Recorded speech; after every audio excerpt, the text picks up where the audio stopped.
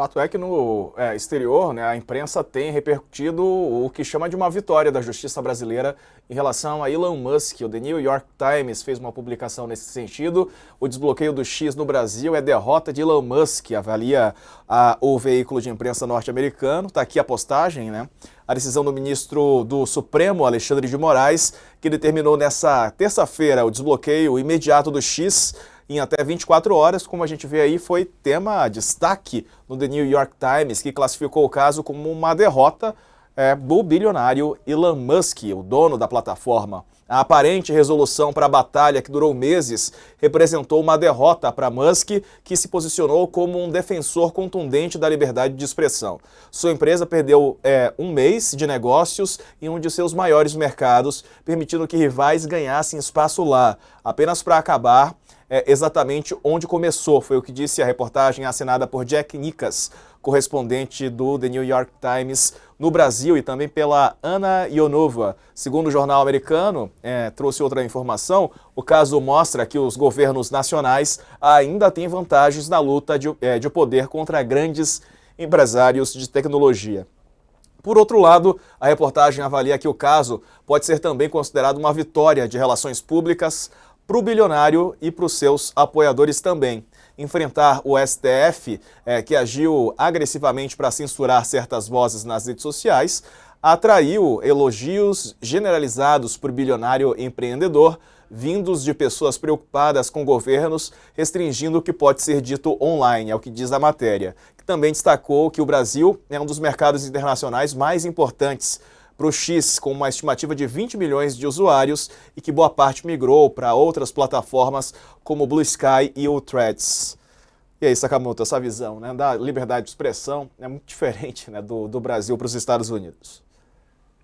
Então, tem um ponto em tudo isso, é que exatamente a Constituição norte-americana opera diferente da Constituição brasileira. A Constituição norte-americana ela é mais permissiva, né? Alguns chamam de liberdade, outros chamam de permissividade, né? Cada Constituição em cada país varia, né? O importante é ver como cada país defende os direitos, né? É claro que aí quem tenta pegar a Constituição norte-americana e usar para interpretar a realidade brasileira vai achar um absurdo, mas quem também pegar a Constituição brasileira tentar interpretar a realidade americana vai achar um absurdo. Tem gente que fala, imagina, nunca alguém vai pegar a Constituição brasileira e interpretar a realidade americana e vai achar um absurdo. Fala assim, o direito à saúde nos Estados Unidos não existe, tá? Só para saber que, grosso modo, a efetividade do direito à saúde não existe. Não existe sistema único de saúde. Na Inglaterra existe o National Health System, né, entre outras, né, mas saúde pública nos Estados Unidos, você é capaz de você morrer e você não vai ser atendido. Então, o que que acontece? Não dá para interpretar, né, o que que o Musk fez aqui pela ótica norte-americana. Quem faz isso na minha época de faculdade, o pessoal chamaria isso de entreguista, sabe? Mas é um pessoal que está alinhado com um pensamento que está totalmente fora do país em que ele vive, né? Que talvez seja mais alinhado com Miami do que com São Paulo, né? Ou com Washington do que com Brasília. Então, acho que isso em primeiro lugar. Em segundo, sim, é claro, não tenho dúvida nenhuma que o Musk, ele teve elogios de pessoas que interpretam o que que aconteceu aqui pela realidade norte-americana, pela Constituição norte-americana, por essa noção de que quase pode tudo do ponto de vista da liberdade de expressão, né, e da liberdade de armas e outras coisas.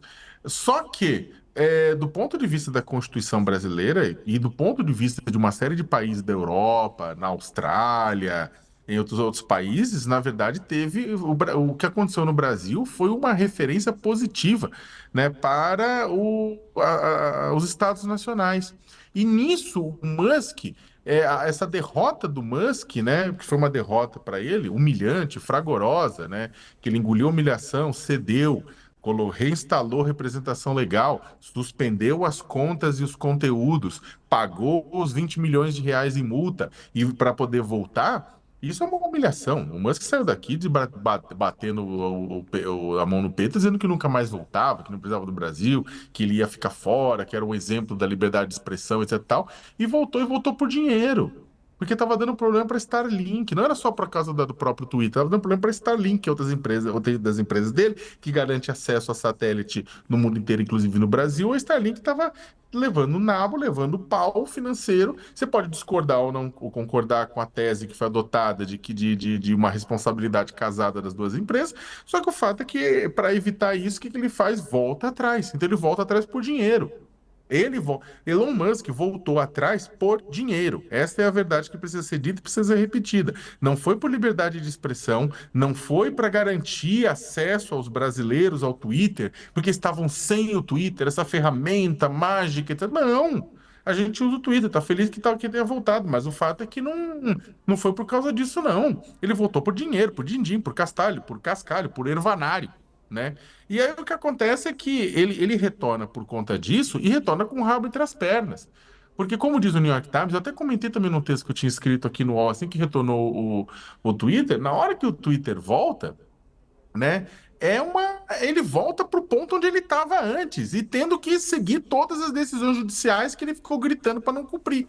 Aí o pessoal fala, ele se transformou numa liderança global, liberdade de expressão baseado nisso. Para algumas pessoas nos Estados Unidos, pode até que sim. Só que o que aconteceu? O exemplo brasileiro, como eu estava comentando, mostrou para uma série de outros países que sim, estados nacionais podem enfrentar as big techs quando elas insistem em agir acima da lei de cada país, de cada território. Então, o que acontece? O caso brasileiro foi muito visto de perto pela Europa, que está trabalhando em regulação, pela Austrália, por outros países, pelo Canadá, que olharam e falaram: olha, dá.